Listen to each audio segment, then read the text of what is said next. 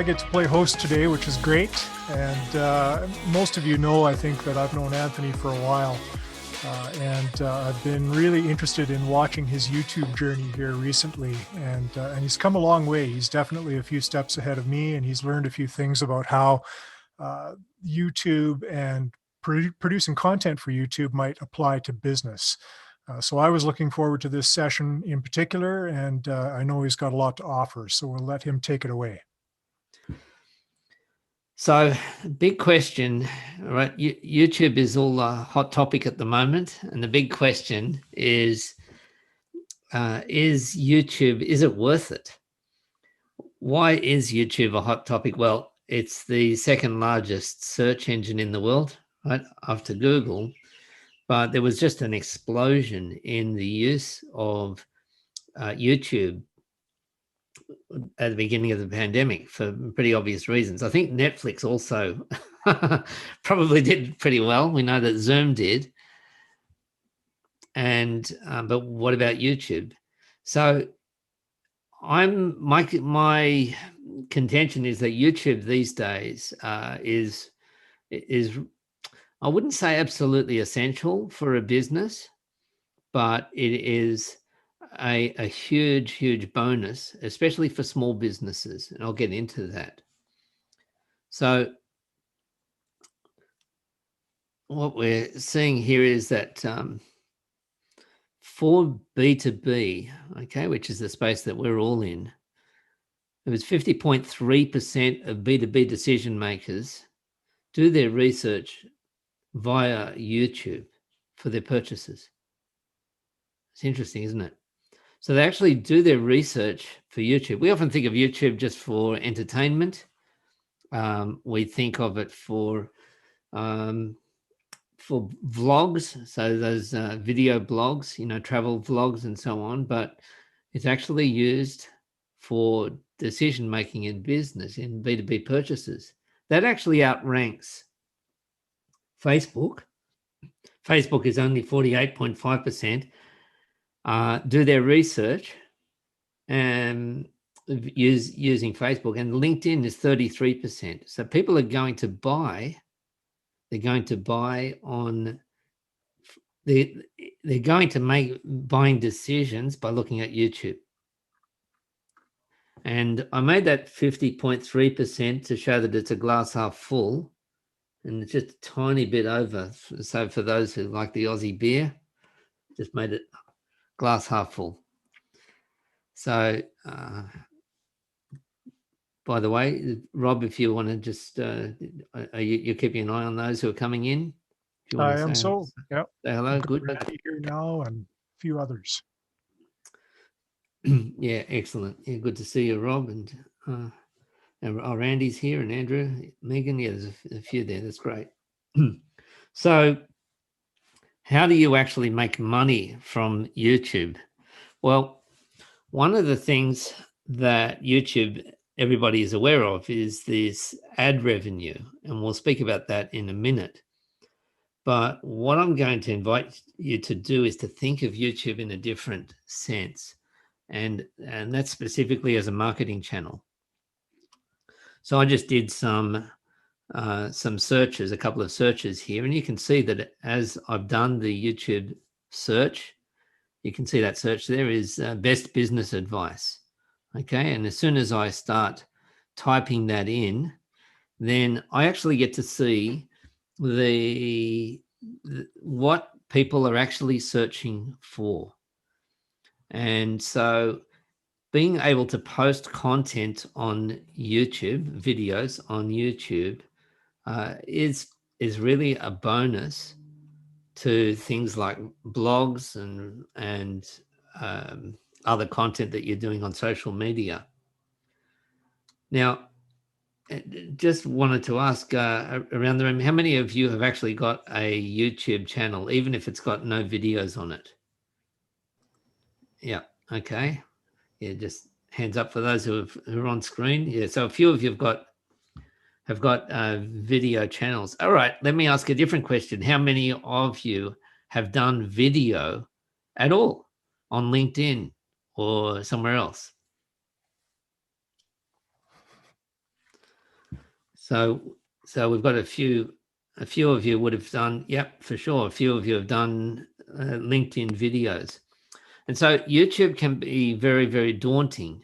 Video can be daunting, and YouTube itself can be quite intimidating, because you think it's got to be like a Super Bowl standard, right? A Super Bowl ad. But it doesn't have to be like that at all. My own YouTube journey goes back to 2013. So I've been on YouTube for 7-8 years, but my YouTube channel just had basically no views at all, no content, not no content, but no subscribers.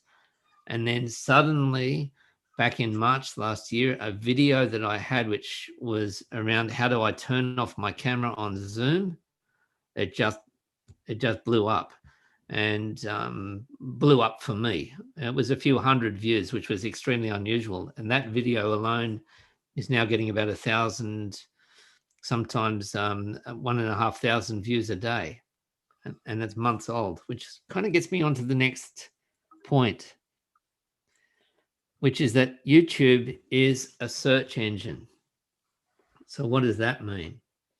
Well, we all know what Google is as a search engine, because we Google it, right? We Google stuff. But there's I think I heard the statistic, 97% of YouTube searches were questions. And so when we think of YouTube in terms of things like entertainment, if you go to your homepage on YouTube, you'll probably see a lot of the kind of the flashy, fun, prank videos, that sort of thing. That's kind of the mindset that we're in with, oh, I've got to be a celebrity, but you don't. What you have to be is the thing that people have searched for. Yeah, I just told you about my video it's actually had 170,000 views. The one about how do I stop my video? How do I turn off my camera on Zoom? Now, some of the people are searching for things like, how do I hide my face on Zoom? How do I not show my face? And people are making comments saying, I've got deep social anxiety. How can I make people not see me? How can I not see myself? So very, very emotional language. And they're not searching for the solution. They're searching for their problem, right?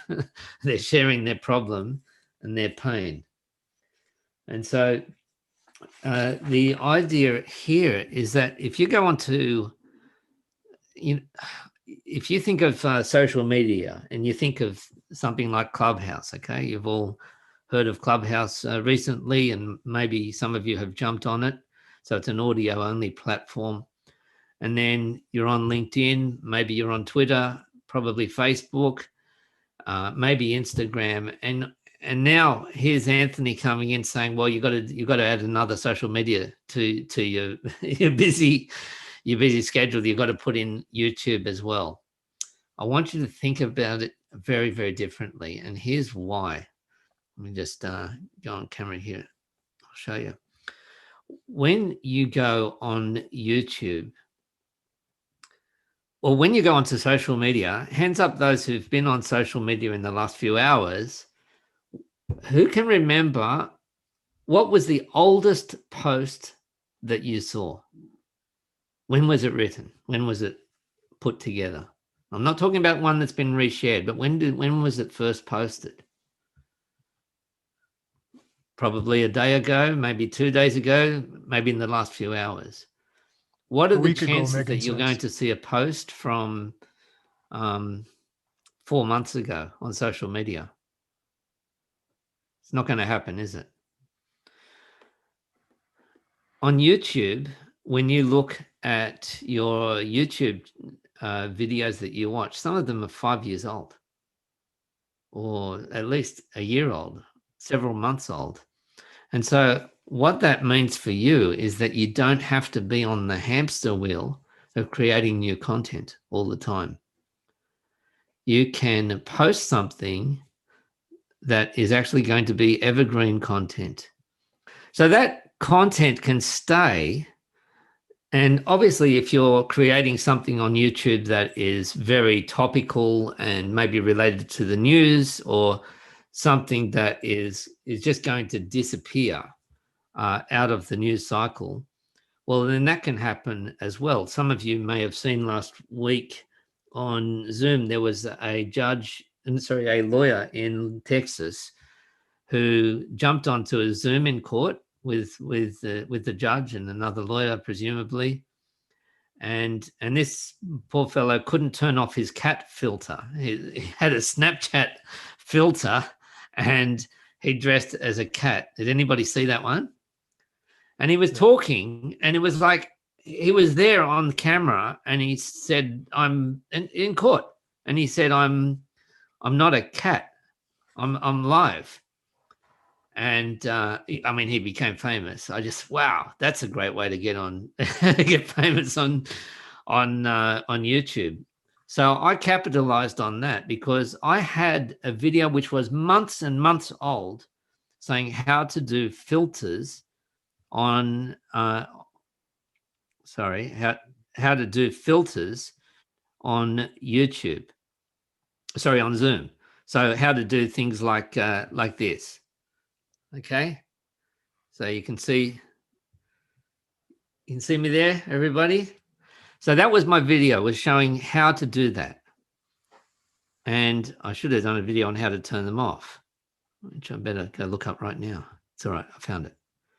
Now, so I've done those. So I made a video. Well, that video that I had on how to set up filters went, it had in over several months, it had a total of 3,000 views, which is, good.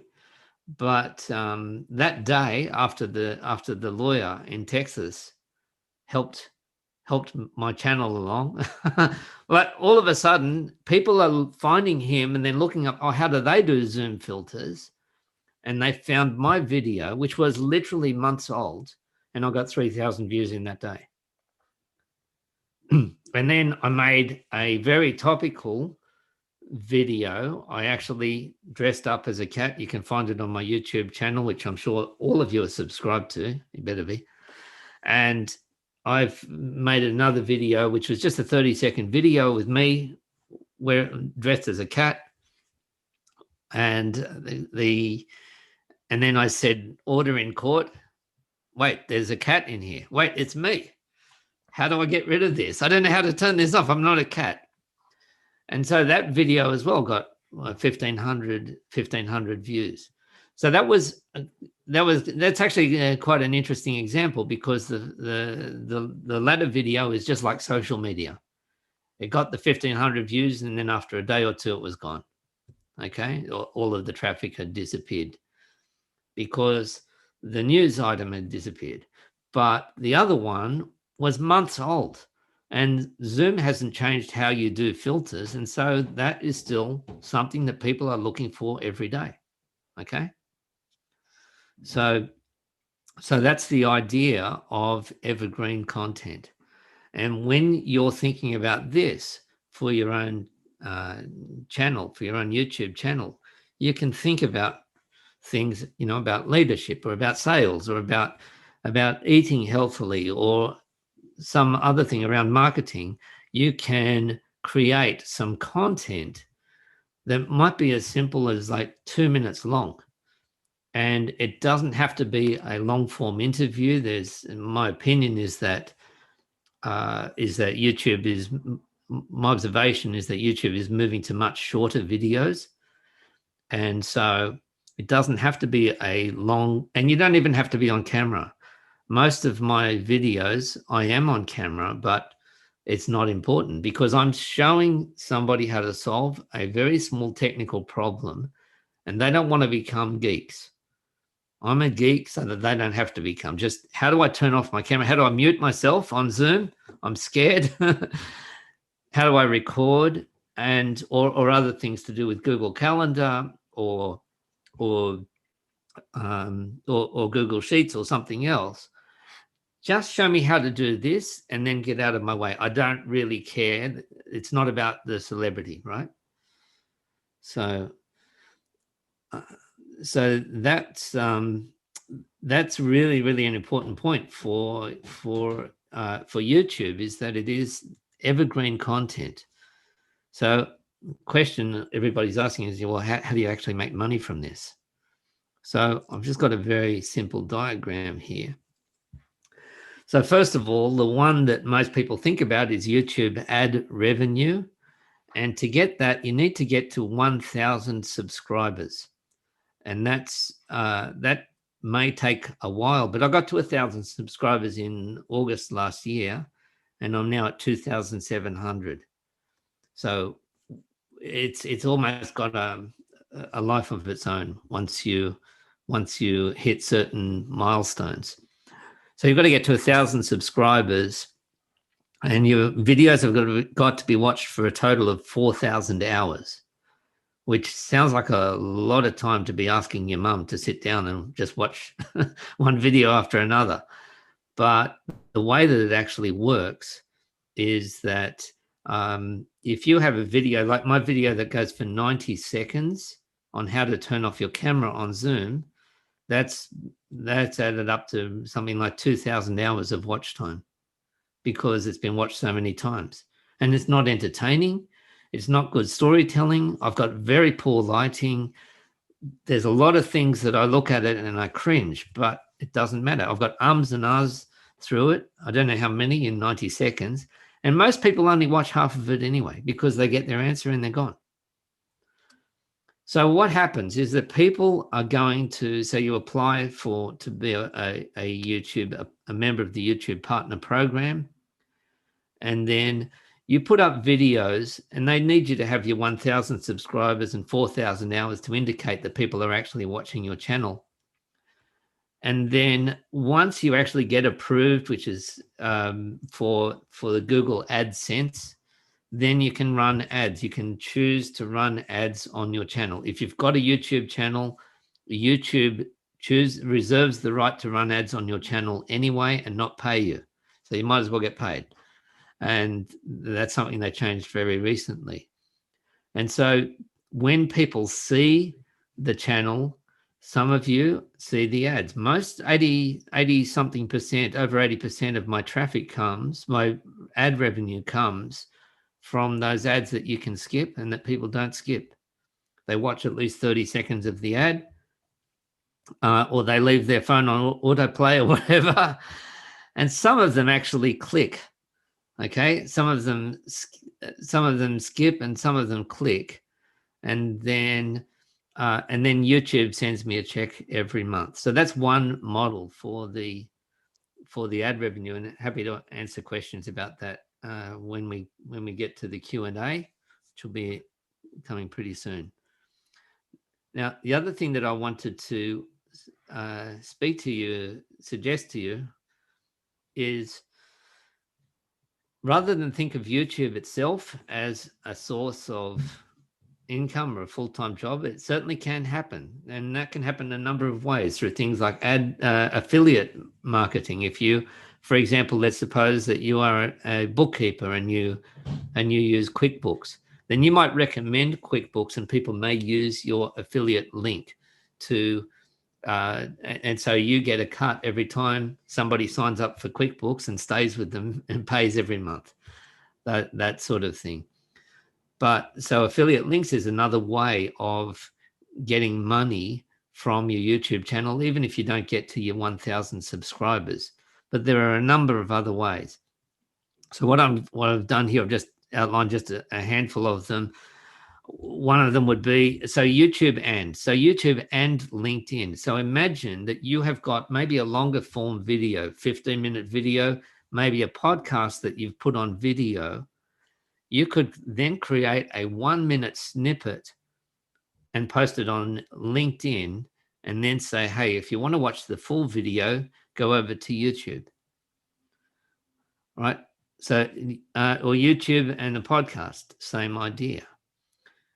YouTube and your calendar. People can sometimes see your video channel. They'll see a video, and even if they don't subscribe, they will say, I really like what you said. There's something really powerful about video when you consider that most of our sales happen through conversations at our level in the audience here, that happens through a conversation. It's not a business card that sells. It's not sending them an article. It's not sending them a Calendly link. It's the conversation. That's where the sale happens, right? So what's the next best thing to having a conversation in person? Well, the next best thing, like it or not, is Zoom. And the next best thing is to do video. People get to see you. They get to hear your voice. And I'm not saying a video of you just staring at a camera. That's probably the hardest way, I think, to do video, is just you and the camera. But more of a conversation, that's much more natural. And so that's why I think YouTube can definitely lead people to book appointments with you. If you've got a course, then maybe you could share, like if you've got a video course, for example, then maybe you could share a free lesson on YouTube. And so YouTube itself can be, I'm not saying the primary source for your revenue, and I'm saying you don't have to be a celebrity. You don't have to be a superstar. The thing that got me really confident on camera was once I accepted the fact that I was never going to win an Oscar. And that prediction has come true. I actually haven't won an Oscar yet. I have got no idea why. Must be the pandemic. But the idea here is that you can get confident on camera because you're helping people, because it's not about you. It's not how do I look and how do I sound. We all think we sound terrible on camera, okay? Or looking at ourselves, we all think we look terrible. But the audience doesn't care about that. They're not noticing that. They want to know, how can you serve? How can you help me? And so that's why that's what you'll see on YouTube videos these days, the latest ones. You will see people, you can almost tell the age of a video, even if you don't look at the date of it. You can see, oh, that video was from 5 years ago, because they do that intro, or they've got like a 20-second, fancy intro and so on. No, you don't even need to do that. I don't even say, hi, I'm Anthony English. I jump straight into it. I jump straight into the problem. They can then find out later on who I am, what it is I do, what this channel is about. But they're not coming to YouTube because of the channel, and they're not coming to YouTube because of me. They're coming to YouTube because there are pretty much three categories, I think, for YouTube. One is entertainment. It's really, really hard. Even if you get 1 million views, really hard to make money on that, because people are not there to look at ads and to buy. The second one, and I've got evidence of that too. I've got, on my tiny channel, I'm making more money than a channel that I'm also working with. I'm helping somebody that's got 400,000 subscribers. The other channel, mine's got 2,700 subscribers. It's not about the number of subscribers, okay? So you don't have to be famous. And so, yeah, so one thing is entertainment. The second one is, I suppose you might call it the vlog storytelling, and that's pretty much the space that most of us think about when we go onto YouTube. We think, oh, okay, I'll just basically make it a podcast, but do it on video. You can definitely do that, but sometimes you can just answer even a really short, super quick question, even if it's for beginners, okay? Something that people are searching for. And the third one, not the vlog, is really education, is really teaching, which is something that all of us do and all of us love doing, okay? We're all here to learn, and we all love to share, right? We all love to teach. And so that is how, and that's a great space to be in. I saw a real estate agent in the US a couple of weeks ago, and she and her husband went into real estate maybe 6 years ago, and they both quit their full-time jobs, had no experience. So they got onto social media and they started a YouTube channel. It doesn't have that many subscribers, but as somebody who you know, when I look on a YouTube channel, I'm always sort of looking at the business model here, and what I can see that they've done a great job. They've done a great job. They've got people driving them to their email list and driving onto phone calls. And here's how they actually get other real estate agents coming to their channel, their competitors coming to their channel, saying, here's how we use YouTube. Here's how we are getting to people who are never going to come to an open house. We're getting to them here because they're watching a 1-minute video of ours on YouTube, or a 2-minute one, or a 15-minute one. There's obviously a lot more that I could say, but one thing that I wanted to point out is that more than 70% of YouTube watch time, so the total amount of time that people are watching on YouTube, more than 70% of that YouTube watch time happens on mobile. To tell you, so what's the time? Can anybody tell me right now what the time is? PST, Pacific time. 4:29-ish. What time? Yes. 4:29 p.m. 4:29 on Tuesday, 4:29 p.m., right? Right. Yeah. Okay, great. In reality, for small businesses, I think YouTube is very, very helpful. I think also, how many of you have got a Google My Business page for local business? Yep. Okay, so that's a much neglected area, right? If especially you get some nice, good reviews, especially for bricks and mortar businesses, Google My Business page, right? And you can put posts on there. Well, that's the sort of thing where you could share a video on YouTube and point them back to the Google My Business page, right? So the idea here is YouTube and. Yeah, so my channel has been watched. Here we go. So it's 19 hours. So my channel up until it's not even midnight, it's been watched for 58 hours today. So that's how it works. Is that people are, somebody in the world somewhere is watching while you're asleep. And so even if that's not generating income for you, which it is in my case, that could be generating leads. That could be breaking the ice so that people, especially for people who are actively looking for a particular problem that they've got, they're actively looking for it on video on YouTube, and they're not otherwise, I mean, on social media, you've got to somehow grab their attention as they're scrolling past, right? And YouTube doesn't work like that. It's coming to you. It's providing the traffic. Someone explained it to me very well recently. He said that the notion was from Dan Sullivan, that there are the world is getting more complex. No surprises there. And there are 3 kinds of people in the world. One are the simplifiers, and I would say probably everybody here fits into that category. Able to explain things simply, able to summarize, great at creating stuff, great at creating content. We're the simplifiers.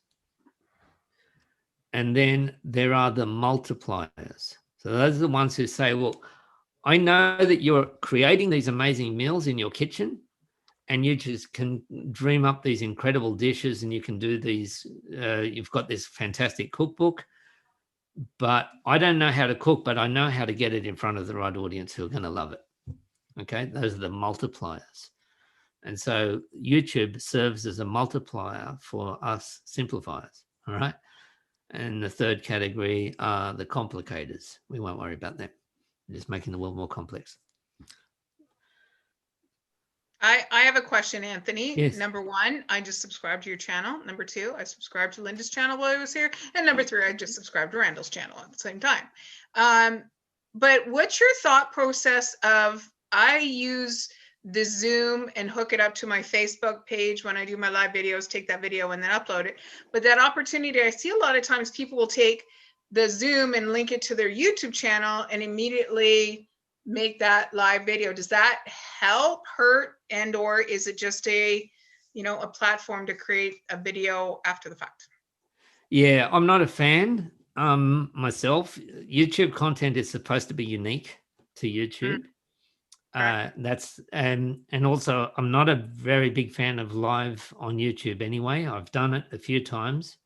In fact, Pat Flynn from Smart Passive Income, he at the beginning of fairly early in the pandemic, he started a daily live stream, which is not very passive, every 8 o'clock every morning Eastern.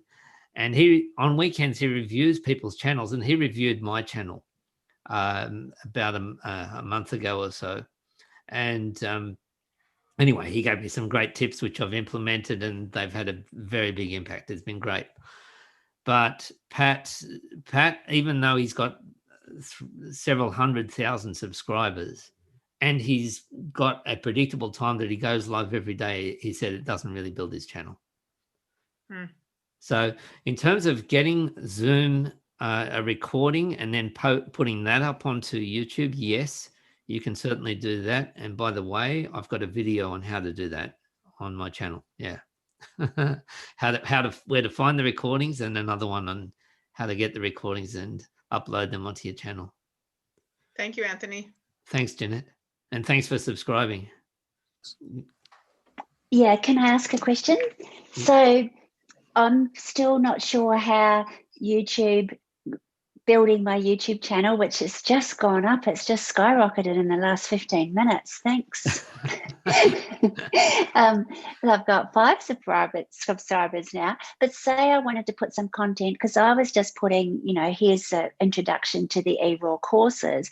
But so your course, your YouTube, which I love your YouTube channel, nice and funny, and same. I've been watching Rob's as well, and so eat healthy is what one of my pillars for the business is. So like on my Instagram post recently, I just put, if you don't know how to eat silver beet and kale, and it's just a video of me massaging the silver beet and kale into some good quality olive oil and good quality sea salt. Should I put that up? But then what will that do? It won't generate business. It won't. What would that do? Well, it's a long game on YouTube, definitely. Yeah. But the aim is not to go viral, but the aim is to. So that could go in under. I've got how to. A how to would be a really good one. And the idea here is that people will come to your channel. They will see the how to, or what's a good snack that I could make in 15 minutes, or what's a healthy snack, or maybe they'd start with the ingredients. What is it that they're searching for? They come to your channel, and then they may even binge watch. Sorry to use the word binge for a healthy eating channel, but they may binge watch other videos on your channel. Okay. At that point, So it's not so much about eRaw, because nobody's searching for that. Nobody cares about our brands. Okay. Yeah. That's not what they're coming for. They're really coming, and keep in mind too that when they come to YouTube, they feel very safe in a way.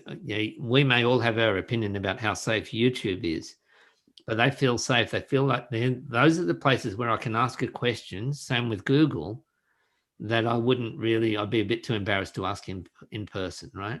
Okay. I really should know this. Yeah. Okay. All right. I'll leave the question to other people now. Thank you.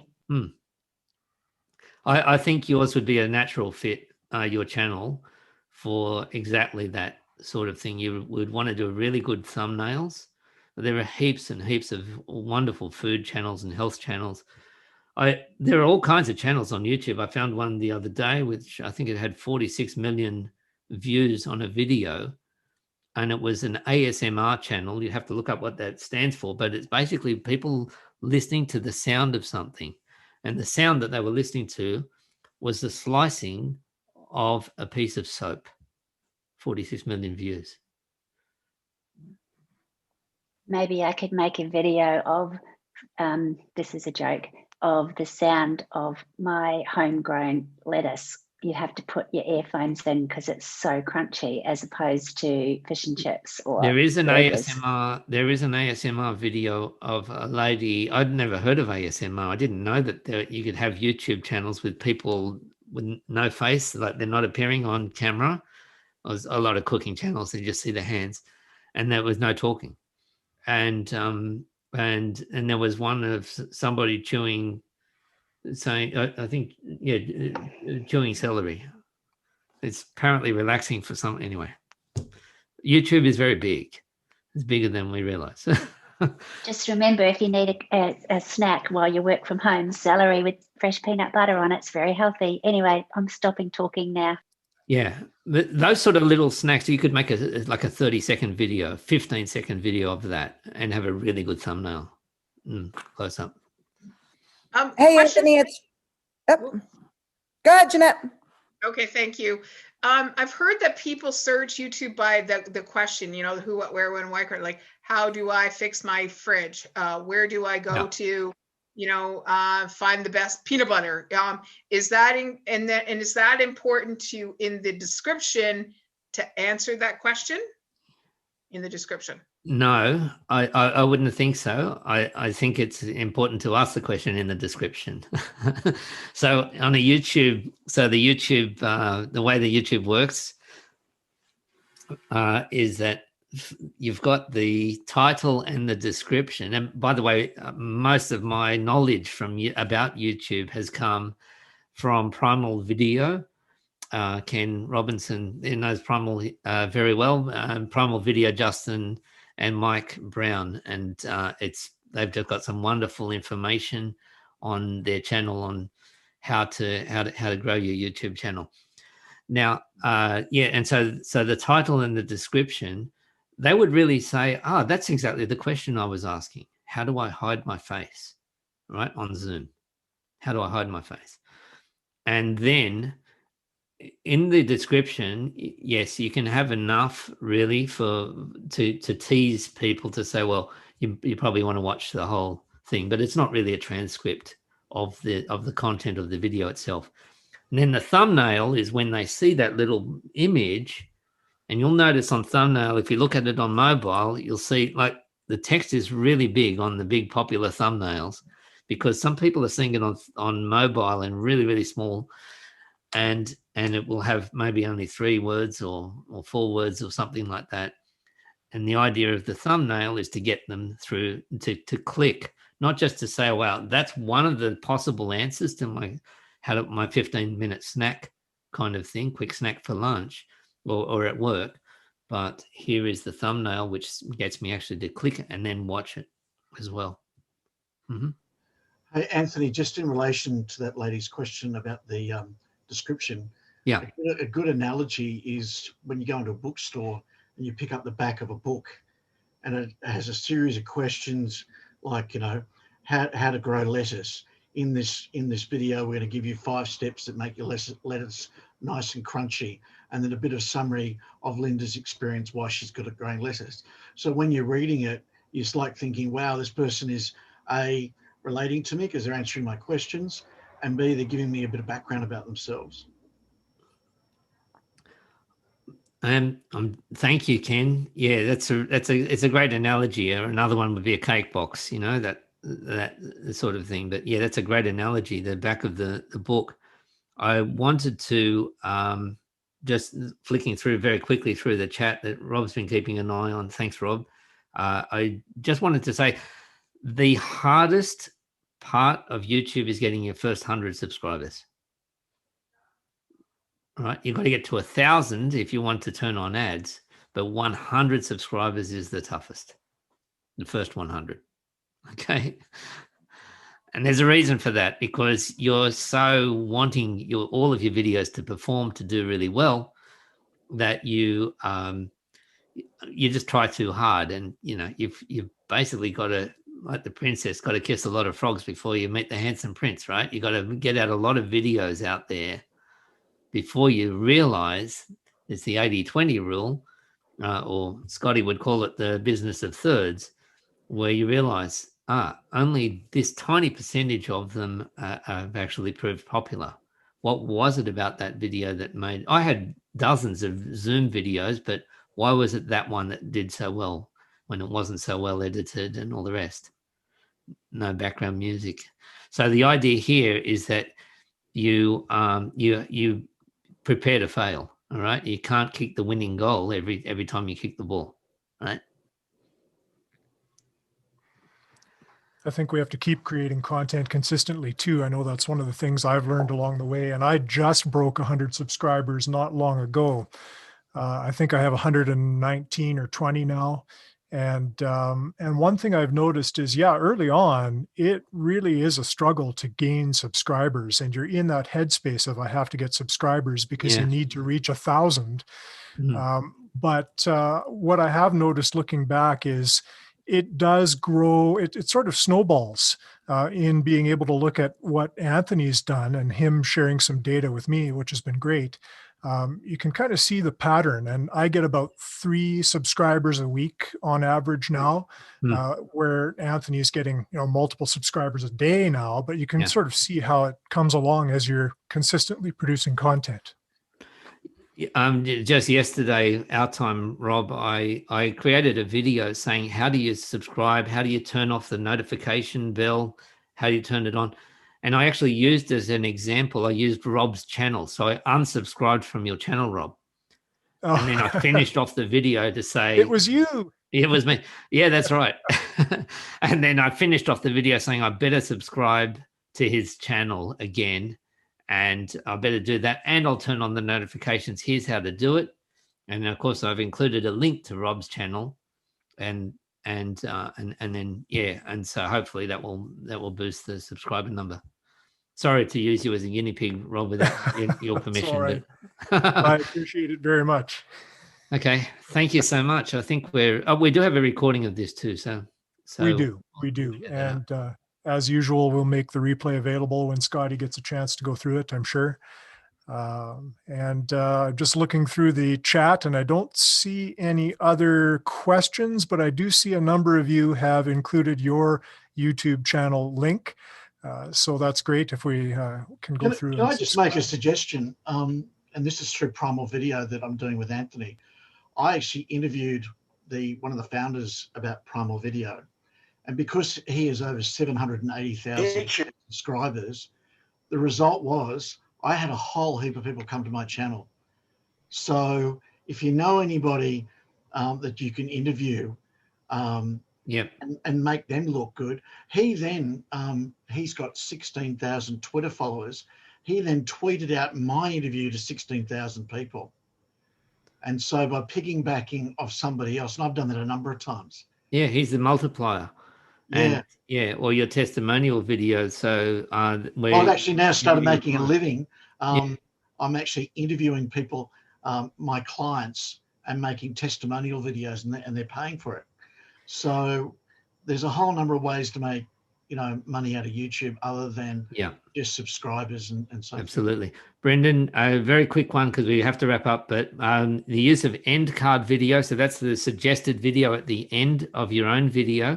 Yes, for longer videos that are more than, say, 3 minutes, as long as you don't have a kind of a punchline in the last few seconds of your video, then I really like to have those end card videos to recommend.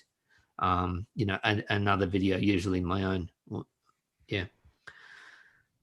Thank you, everybody, for coming.